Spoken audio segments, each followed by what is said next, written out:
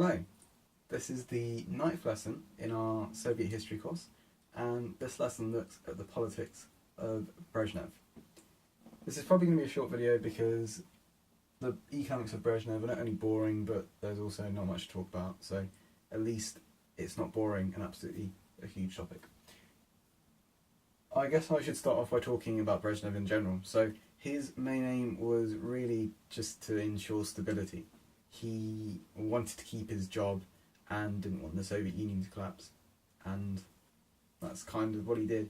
I suppose that just sums up Brezhnev across all topics, is he just didn't want the Union to collapse and wanted to stay in power until he died, which was exactly what he did. Industry, he re-centralised everything, and this is the same for agriculture as well. He just undid the Sovnarkoz reforms, he undid the reforms which split the party into industry and agriculture, and this was just to increase his own popularity, and also they hadn't really proved to be that useful, those reforms, so he just got rid of them. He kept a lot of Khrushchev's policies. In industry, he continued to use the same command economy as Stalin and Khrushchev. He also kept the policy of continuing consumer goods production to some extent. This was part of what we call his social contract, and that's something we'll look at, I believe, in the 4th topic of this course, which is all about social change. There's also the Kosygin reforms, which started off earlier on in the 60s, so maybe 66 to 67, and these were reforms which essentially took money away from underperforming farms and just pushed it straight back into light industry, so the industry which produced consumer goods.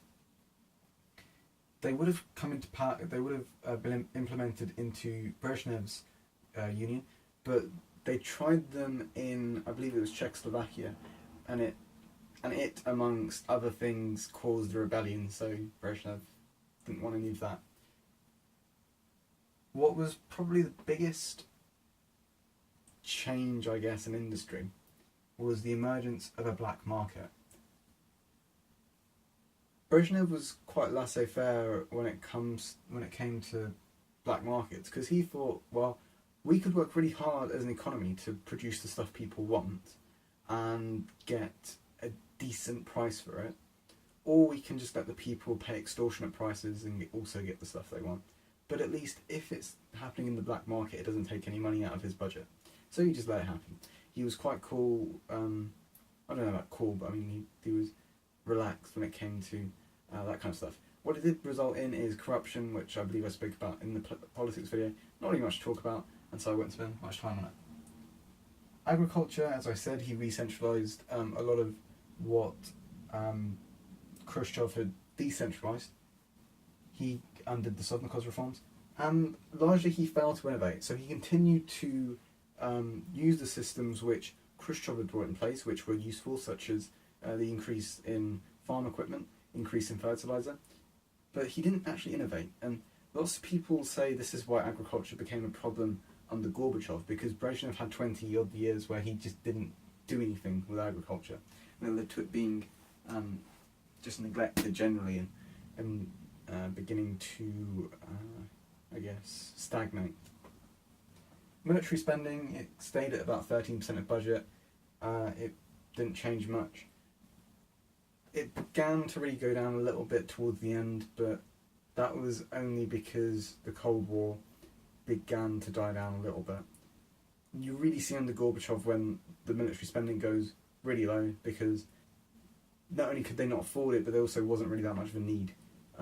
The SALT treaties and that kind of stuff had meant that they didn't need to spend as much money on rockets and all of that kind of stuff. GDP growth was around about 2%, which is quite strong for a modern economy. It's not so strong for an economy which was previously the fastest developing in the world.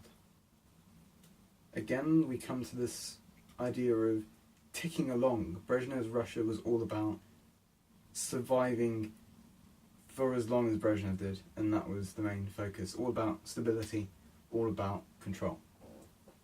What changed? Well, not much change within the period. There wasn't much of a need for it to change. As long as people weren't getting too annoyed, he didn't see it as being much of a priority. He did just generally undo a lot of what had made Khrushchev lose his job.